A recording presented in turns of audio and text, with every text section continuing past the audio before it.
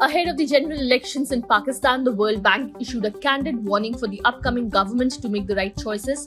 It clarified that international lenders and development partners could only advise with international experiences of successes and some financing. But the World Bank said that hard choices and course-correcting decisions could only be taken within the country.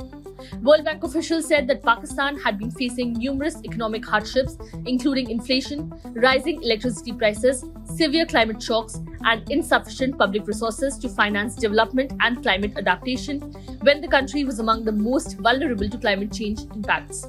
Additionally, the World Bank said that Pakistan's average real per capita growth rate was just 1.7% between 2000 and 2020. It is less than half the average per capita growth rate for South African countries over the period and well below the average of comparator countries with similar economic structures.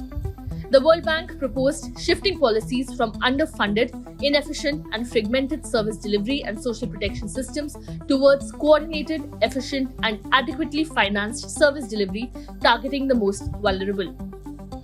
It also advised a shift from wasteful and rigid public expenditures benefiting a few towards tightly prioritized spending on public services, infrastructure, and investments in climate adaptation, benefiting populations most in need. According to reports, the Pakistani rupee touched a record low of 299.64 against the dollar in the interbank market by further sliding 0.63% on Wednesday. Pakistan is currently being governed by a caretaker government that is tasked with steering the country through a national election. Earlier in September, Islamabad witnessed a downfall in the productive and services sectors. Reports revealed that companies were scrambling to cut expenses and weighing the option of job cuts, salary freeze, or reduction in salaries. Although Pakistan was able to secure the IMF deal just in time, the conditions imposed by the body are turning out to be tedious to implement. Under this, Pakistan imposed additional taxes of 215 billion Pakistani rupees and slashed expenditures by 85 billion Pakistani rupees in its budget.